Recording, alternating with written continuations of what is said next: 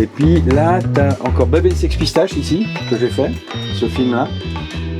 Il y a What Dogs ici. Alors j'ai pas fait exprès de mettre ces trucs-là, hein, mais à part les gros cons que je viens de mettre maintenant.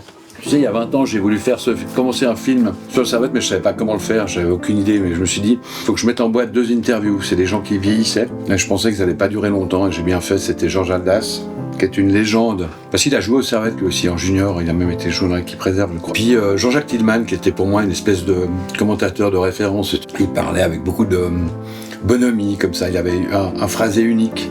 Et ça, c'était un point de départ, on va dire. Et pendant 15 ans, je m'en suis pas occupé. Je me suis dit, si je fais pas ça maintenant, ils vont tous disparaître. Et je me suis rappelé de mon idole de toujours, Joko Pfister, qui était un ailier droit, un Suisse allemand. Moi, je l'avais jamais rencontré. Pour moi, c'était l'idole absolue. Quand j'étais gamin, hein. Quand l'idole de ton enfance te répond au téléphone, qu'il est hyper sympa, qu'il fait « Ok, on se voit la semaine prochaine », etc. J'ai commencé cette interview chez lui, puis il m'a offert un coup de blanc, puis on a discuté. Et il devient un personnage central de mon film parce que c'est un mec sympa. Donc après, j'ai fait Guyot, Marquis, tous ces gars. J'en ai eu plein d'autres. Didier André aussi, que j'adorais. Marc Schneider, qui parlait très peu à la presse, qui s'exprimait très peu, mais avec moi il a accepté.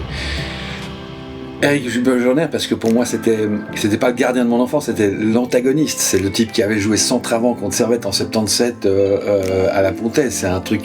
C'était un truc complètement mythique, ça aussi. Et puis parce qu'il faut aussi des gens contre.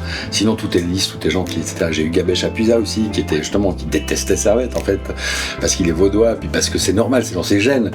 Et j'ai eu aussi Michel Zendali, qui est un grand fan du Lausanne, que j'adore. C'est un super copain, un journaliste et fan total du Lausanne. D'ailleurs, on va se faire des fois des Lausanne Servette ensemble, et celui qui marque paye la tournée à l'autre, voilà, à toute l'équipe. J'avais ma femme qui connaît rien au foot, qui aime même pas le foot en fait, qui était une sorte de garante de ce que je faisais. C'est-à-dire que si elle comprenait ce que je faisais, ça veut dire que ça allait parler à tout le monde, au grand public. Et puis j'ai ma fille qui est une fan du Servette, mais d'une autre génération, et elle aussi était garante. Quand tu fais parler sur des Hongrois, elle me dit ouais, mais moi je sais pas qui est Plasmodi, je sais pas qui est Nemeth, puis qui est, etc.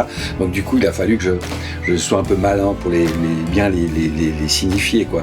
Moi mon but c'était vraiment de toucher les familles, quoi, de toucher tout le monde, et c'était réussi parce qu'il y a des gens qui sont venus voir ce film et qui me disaient moi j'aime pas le foot, mais votre film j'ai bien aimé parce que il y avait du social, il y avait des liens sociaux, des copains, il y avait la vie de Genève dans les années 70-80, 70 surtout, pas 80.